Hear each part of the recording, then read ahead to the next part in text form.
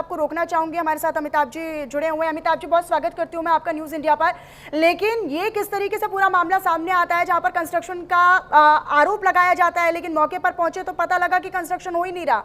Police के अधिकारी जो है वो 5 लाख रुपए की मांग करते हैं। सर देखिए, मैं इस पे यही कहना चाहूंगा, मैं पुलिस का अफसर रहा हूँ, तकलीफ होती है सुन के कि इस समय खास करके जब से मैं कहूंगा कि पिछले 7-8 वर्षों से जब से प्रदेश में एक प्रकार का पुलिसिया राज की स्थिति बनी है, हर जगह लगातार इसी प्रकार से पुलिस द्वारा अवैध ढंग से वसूली और उसमें नहीं कोई देगा उसके खिलाफ गैंगस्टर एक्ट लगा दिया, गुंडा एक्ट, जो डर का माहौल बना के लूट खसोट हो रहा है।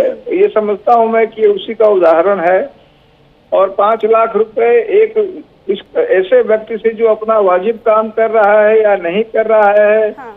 जो लीगल वर्क करने या नहीं करने के भी अगर पैसे लग रहे हैं, जैसा आप साफ बता रही हैं, ये फैक्ट है, एविडेंस है, तो ये निश्चित रूप में बहुत सीरियस मामला है। मैं उम्मीद करूंगा, अनुरोध करूंगा जो पुलिस कमिश्नर हैं गाजियाबाद के, वो देखें कि आखिर इस प्रकार की अंधेर गर्दी और लूट क्यों मची हुई है। उनकी ड्यूटी है कि वो देखें इसको।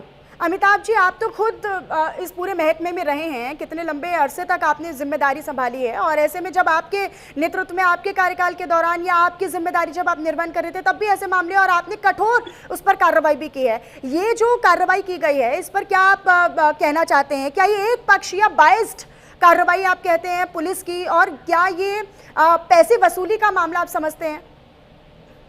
अब देखिए ना, मतलब जैसे कि मेरे समझने का सवाल नहीं उठता है। जैसा आप स्वयं बता रहे हैं कि 5 लाख रुपए मांग रहे हैं, तो 5 लाख रुपए कोई कोर्ट के आदेश से मांग नहीं रहे हैं, अपनी जेब के लिए मांग रहे हैं। सरकार तो मांग नहीं रही है, ना कोई कोर्ट न्यायालय मांग रहा है, तो अवैध वसूली पूरी हो ही गई। अब यहाँ महत्वपूर्ण भूमिका पुलिस कमिश्नर की है, क्योंकि समय तमाम पुलिस कमिश्नर, SSP वगैरह खुद ही शक के घेरे में है, उन पर खुद गंभीर आरोप लग रहे हैं। तो अगर पुलिस कमिश्नर इसमें नहीं शामिल है, यदि वो इससे अलग है, यदि घूसखोरी से उनका कोई वास्ता नहीं है, तो तुरंत एक्शन लें। हाँ। या जांच करावें। अगर जांच में बात सही पाई जाए तो उनके खिलाफ FIR दर्ज करें, उनको सस्पेंड करें। क्योंकि अब तो बड़े अफसरों की जिम्मेदारी बनती है ना, उनको इसमें एक्शन लेना पड़ेगा, लेना चाहिए। लेकिन अमिताभ जी, जब उनसे बात की जाती है, जब उनसे सवाल किए जाते हैं, तो वो तो किनारा कर लेते हैं, अपनी जिम्मेदारी से भाग जाते हैं। देखिए, किनारा करने, जिम्मेदारी से भागने का मेरी निगाह में, मेरी समझ में सिर्फ एक कारण है कि आदमी उसमें मिला हुआ है, वो अपने लोगों के खिलाफ बेईमानी हुआ, उसके खिलाफ एक्शन करेंगे, वो मुंह खोल देगा कि मेरा पैसा तो ऊपर तक जाता है।